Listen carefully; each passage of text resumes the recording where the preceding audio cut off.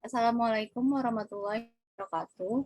Kami dari kelompok 8 ingin mempresentasikan tugas pendidikan agama Islam. Sebelum presentasi dimulai, ada baiknya kita membacakan tilawah.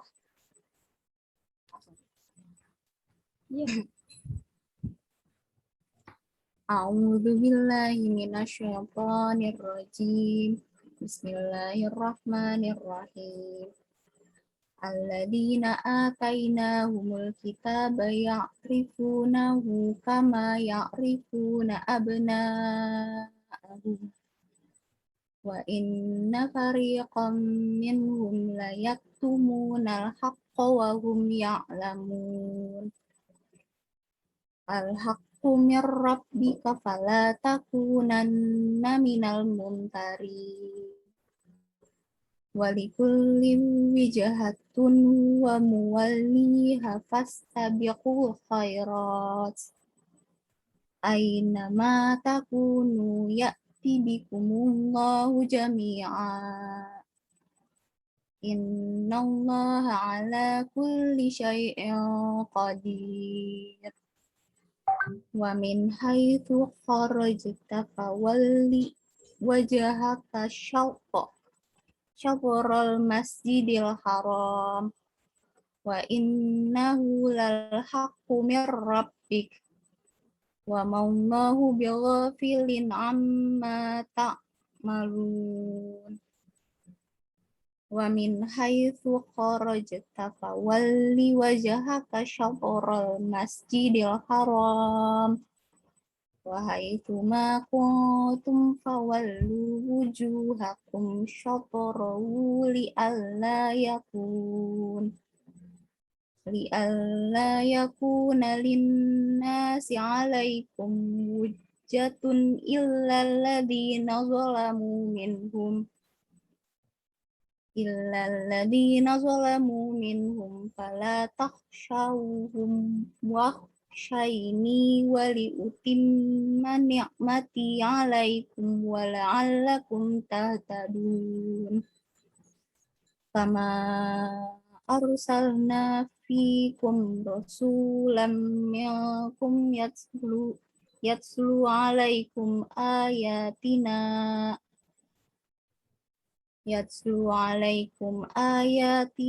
wa yuzakkikum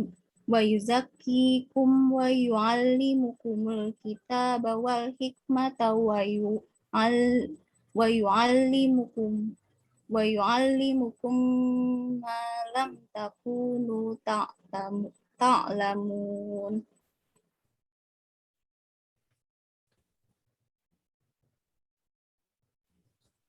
A'udzu billahi minasyaitonir rajim. Bismillahirrahmanirrahim. Asquni askum washkuruli wa la takfurun. Ya ayyuhalladzina amanu sta'inu bis-sabri was-shalah. Innallaha ma'as sabirin. Wala taqulu liman yuqtalu fi sabilillahi amwat bal ahya'u walakin la tash'urun. Wala nabluwannakum bi syai'in minal khawfi wal ju'i wa naqsim minal amwali wal anfusi was samarat wa basyiris sabirin alladzina idza asabatuhum musibah qalu inna lillahi wa inna ilaihi raji'un. Ulaika alaihim salawatum mir rabbihim wa rahmah wa ulaika humul muhtadun. A'udzu billahi minasyaitonir rajim. Bismillahirrahmanirrahim. Inna safa wal marwata min sya'airillah. Faman hajjal baita aw i'tamara fala junaha 'alaihi ay yatawwafa bihima. Wa man tatawwa'a khairan fa innallaha شاكر عليم إن الذين يكتمون ما أنزلنا من البينات والهدى من بعد ما بينه للناس في الكتاب أولئك يلعنهم الله ويلعنهم اللاعنون إلا الذين تابوا وأصلحوا وبينوا فأولئك أتوب عليهم وأنا التواب الرحيم إن الذين كفروا وماتوا وهم كفار أولئك عليهم لعنة الله والملائكة والناس أجمعين خالدين فيها لا يخفف عنهم العذاب ولا هم ينظرون وإلهكم إله واحد لا إله إلا هو الرحمن الرحيم إن في خلق السماوات والأرض واختلاف الليل والنهار والفلك التي تجري في البحر بما ينفع الناس وما أنزل الله من السماء من ماء فأحيا به الأرض بعد موتها وبث فيها من كل دابة وتصريف الرياح والسحاب المسخر بين السماء والأرض لآية لقوم يعقلون ومن الناس من يتخذ من دون الله أندادا يحبونهم كحب الله والذين آمنوا أشد حبا لله ولو يرى الذين ظلموا إذ يرون العذاب أن القوة لله جميعا وأن الله شديد العذاب صدق الله العظيم. Baik, kami akan mempresentasikan konsep etika dan estetika Islami dalam pengembangan budaya dan saintek. Boleh lanjut? Saya Hana Sajidah akan menjelaskan tentang etika Islam dan akhlak Islam. Etika adalah ilmu pengetahuan tentang asas-asas moral yang menyelidiki mana perbuatan baik dan mana yang buruk. Etika ini bersumber dari adat istiadat suatu tempat yang berlaku di masyarakat. Sedangkan etika Islam sendiri adalah ilmu yang mengajarkan dan menuntun manusia kepada tingkah laku yang baik, menjauhkan diri dari tingkah laku buruk sesuai dengan ajaran Islam yang tidak bertentangan dengan Al-Quran dan hadis. Etika Islam ini bersumber dari ajaran Islam, yakni Quran dan hadis. Yang selanjutnya itu akhlak. Akhlak Islam ini merupakan akhlak yang bersumber dari ajaran Allah, yakni Al-Quran, dan Rasul-Nya berupa hadis. Akhlak ini bisa menjadi indikator penilaian terhadap seseorang, terhadap perbuatan baik atau buruknya seseorang. Akhlak Islam merupakan amal perbuatan yang sifatnya terbuka atau nampak. Jadi bisa dijadikan sebagai indikator yang sebelumnya saya sebutkan. Singkatnya, etika Islam dan akhlak Islam berhubungan dengan tindakan baik buruk seseorang sesuai ajaran Islam, yakni Quran dan hadis. Boleh dilanjut? Akhlak sebagai penggerak budaya.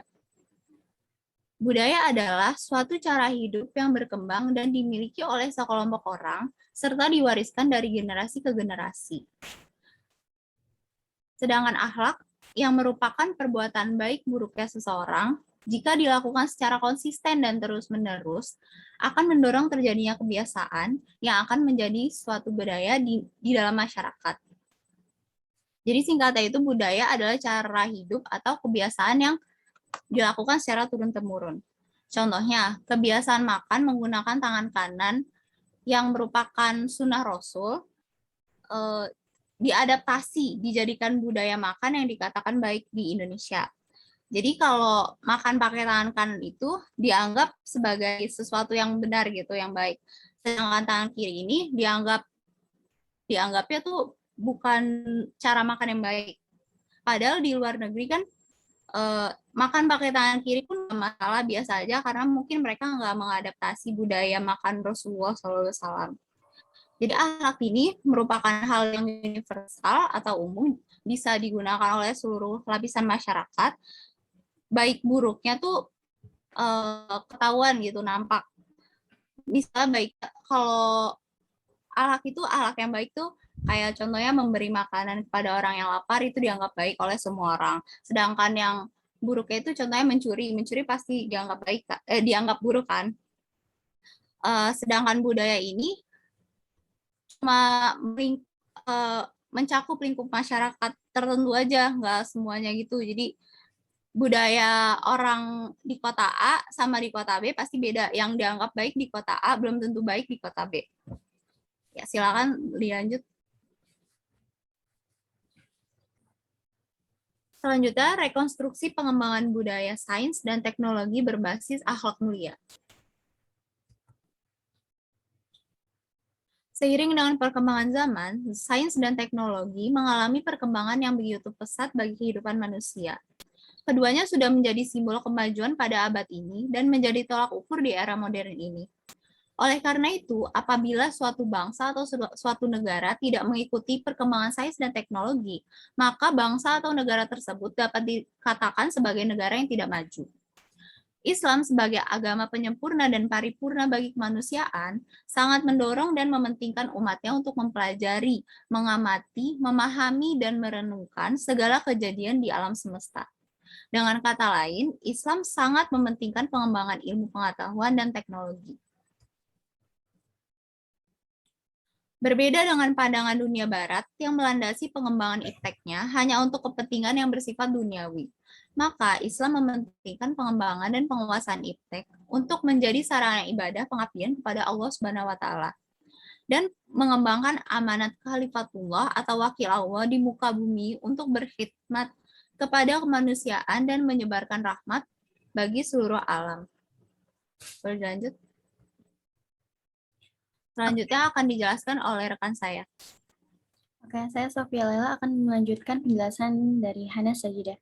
Jadi, peran Islam terhadap perkembangan sains dan teknologi itu menjadi kaidah Islam sebagai paradigma, ilmu, pengetahuan, serta menjadikan syariat Islam sebagai standar bagi pemanfaatan kehidupan sehari-hari. Lalu, perlunya modal akhlakul karimah dalam menyikapi perkembangan sains dan teknologi agar terjadi keseimbangan dalam keduanya. Tidak hanya bermanfaat di dunia, tetapi juga di akhirat. Selanjutnya akan dilanjutkan oleh Utami. Silakan kepada Utami. Seni estetika Islami. Seni estetika Islami ini mengkonsepkan definisi keindahan sebagai fitrah yang harus disalurkan dengan mengikuti syariat agama Islam. Menjadikan seni yang dibuat oleh seniman sebagai sarana untuk mengangkat esensi tauhid, penghambaan diri, dan representasi dari pengalaman kerohanian yang bersih. Lanjut. Lalu peran seni dalam pengembangan harmoni. Menurut Islam, setiap hasil karya seni adalah karya ibadah, maksudnya pengabdian kepada Allah, sekaligus mengandung dan mengungkapkan keindahan estetis. Seni akan terlihat indah dan memiliki kualitas jika ada perpaduan serasi antara jernihnya perasaan dan tajamnya pikiran yang dimiliki seseorang seniman. Keindahan seni juga dapat disadari melalui perenungan terhadap hasil karya seni yang akan mengarahkan pemerhati kepada suatu intuisi kebenaran yang hakiki, bahwa Allah juga seluruh ciptaannya sebagai sesuatu yang tak tergambarkan dan terkatakan.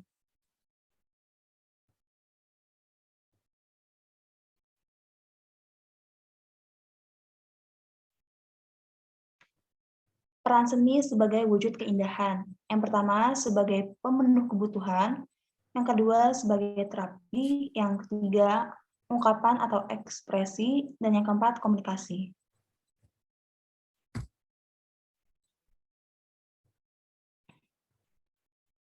Penjelasannya yaitu, seni sebagai pemenuh kebutuhan adalah dapat memenuhi kebutuhan manusia melalui penyaluran ide gagasan dan gerak hati melalui aktivitas seni. Yang kedua, Seni sebagai terapi maksudnya dengan berlaku mencipta, berkarya, atau menikmati seni, menghibur diri, melepaskan diri dari tekanan-tekanan dalam batinnya sehingga jiwanya terpuaskan. Yang ketiga, seni sebagai ungkapan atau ekspresi. Maksudnya untuk wahana yang dapat digunakan pertama dan utama dari upaya pemunculan atau perwujudan, maksudnya media ungkap. Dan yang keempat yaitu seni sebagai komunikasi. Artinya seni yang dapat digunakan sebagai media untuk menyampaikan pesan yang ingin diungkapkan manusia. Selanjutnya adalah kontribusi ilmuwan Muslim dalam pengembangan ilmu pengetahuan dan teknologi.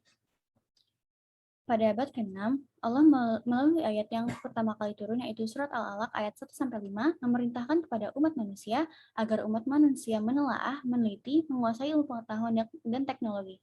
Sejak saat itu, melalui berbagai kegiatan ilmiah yang dinamis, terbuka, dan jujur, tokoh dan ilmuwan Muslim ikut berperan dalam mengembangkan ilmu pengetahuan dan teknologi, serta mengajukan berbagai pengetahuan dalam berbagai disiplin ilmu. Pada hakikatnya, perkembangan sains dan teknologi tidak bertentangan dengan agama Islam, karena agama Islam adalah agama yang rasional yang lebih menonjolkan akal dan dapat diamalkan tanpa mengubah budaya setempat. Lalu apresiasi umat Islam terhadap ilmu pengetahuan pun sangat menakjubkan.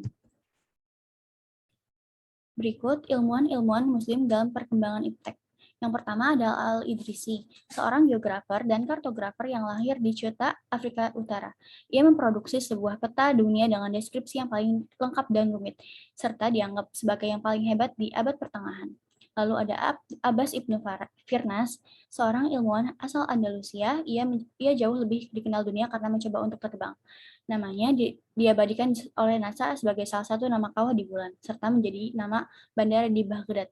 Lalu yang ketiga ada Ibnu Sina. Dikenal dengan nama Avicenna, mungkin adalah nama ilmuwan terbesar dalam dunia Islam. Dia adalah seorang polimatik di mana ia menguasai ilmu fisika, astronomi, filsafat, dan beberapa lainnya. Lalu Al-Jazari, seorang insinyur dan matematikawan asal Turki. Pada tahun 1100-an, dia menemukan sebuah jam yang dianggap sebagai karya robotik pertama di dunia.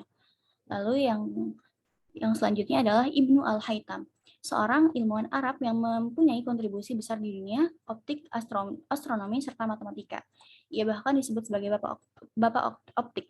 Lalu yang terakhir adalah Al-Zahrawi, seorang fisikawan dan ahli bedah dari Andalusia. Ia merupakan ahli bedah terbaik di abad pertengahan dan disebut sebagai bapak ahli bedah. Syukron jazakumullah khairan kasiran kepada teman-teman yang sudah mau memperhatikan presentasi dari kami. Kurang lebihnya mohon maaf apabila banyak kekurangan dan kesalahan dalam pembuatan video ini. Wassalamualaikum warahmatullahi wabarakatuh.